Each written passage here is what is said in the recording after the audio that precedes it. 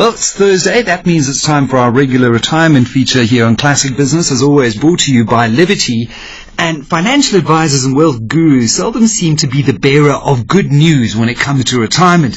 When we look at headlines, we hear that most baby boomers are set to go bust, with Generation X, that's born in the 60s and 70s, in hot pursuit. And the message for millennials, that those born in the 1980s and 90s, it's certainly characterized by much of the same doom and gloom. They're told that their generation can't expect the same kind of investment returns that their parents enjoyed, that they're likely to retire a lot later if they can afford to retire at all, and that their generation is one of instant gratification, so they won't get around to saving and investing anyway. What's the point? Well, to find out how bad it really is out there, I've invited Walter van der Merwe, the CEO of Fed Group Life, onto the show. He's come down to perhaps cast a sunnier light on things, I hope. Walter, how are you doing? Well, thanks, Michael. Thank you for having me. How bad is it out there for millennials? It is certainly very, very difficult for them and very, very challenging. The cost of debt, specifically if they went to study, they still got study debt to pay for. They start work, they often still live at home. It's very difficult for them to buy a car, to afford that car, to finance the car. I've seen some of them, if they get married and they have children, the cost of that even increases it, and they're paying off the wedding, the honeymoon, and now you want to talk to them about retirement savings. And education, school fees. I mean, let's not even go in that direction. And add to all of this the fact that we have this concept that's entered the mainstream now, the sandwich generation, right? So now you've got all of this debt. You've got to look after your boomer parents because they haven't saved enough, and you've got to look after your children. I mean, it's no wonder we turn around and say, well, what do you mean save? There's just, where do we save from? Where do we start? Correct. The best saving still, and I firmly believe in that, is to settle your debt first. As far as possible, pay your debt. Make sure you can finance your debt.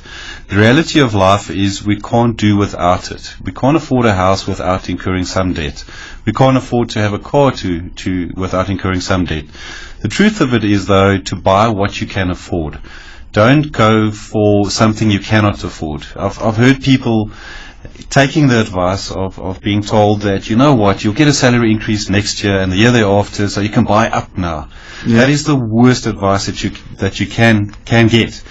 Buy what you can afford. Then part of your savings comes from not spending. Often if we think about it, and going out or having dinner or buying new clothes or even a holiday, if you cut back on that, the truth is you can start somewhere to start saving.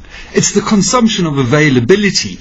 We consume whatever is there in our bank account, and it's amazing. Our salaries may increase, but we always seem to have a problem with money at the end of the month. And it's that old adage of pay yourself first, I guess, which reduces that available amount to consume in one's bank account. That's right. Statistics show that within 3 months, we've lived up to that new salary increase. We've increased our living standards and we spent the money and we're used to it.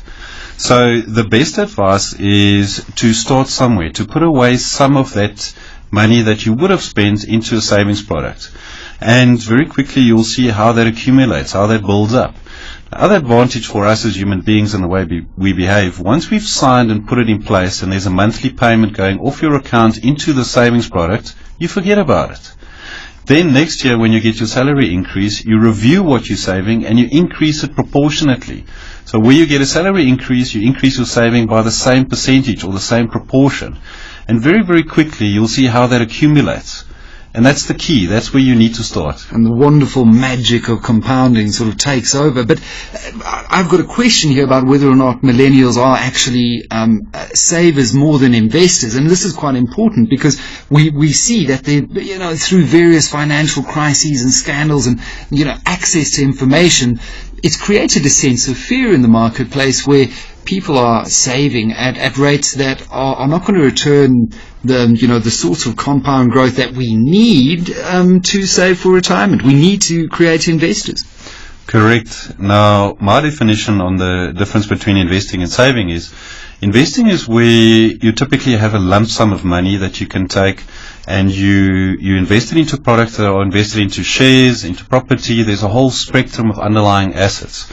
Whereas savings for me is a monthly ongoing deduction from your salary that you put away into something. It can be as conservative as a money market type instrument or a bank account to save.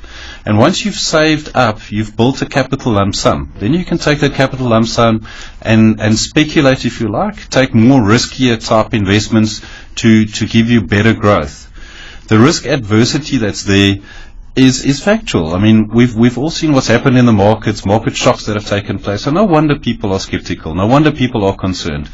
But we need perspective, and that's the key for millennials.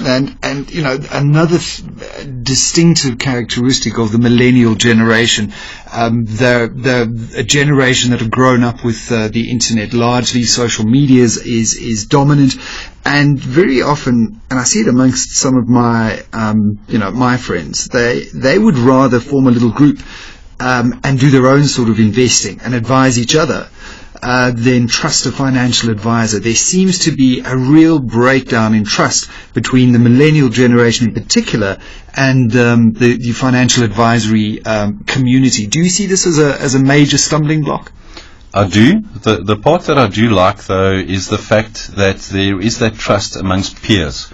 You have to talk to the people around you. You have to learn from their lessons. There's immense value in that. What experiences have they had? What do they believe is the right thing? As much information and knowledge as what we can gather, we should gather. We've got access to information on social media, on the internet. All of that's available to us, but there's a but. There are experts in the industry. There are experts that have the knowledge, that have studied the industry to give us the best advice possible. We must always be shrewd investors, regardless of generation. You've got to make up your own mind. We've got a responsibility to gather that information, to read up on it, and then to speak to the experts, by all means. I believe there is immense value in that.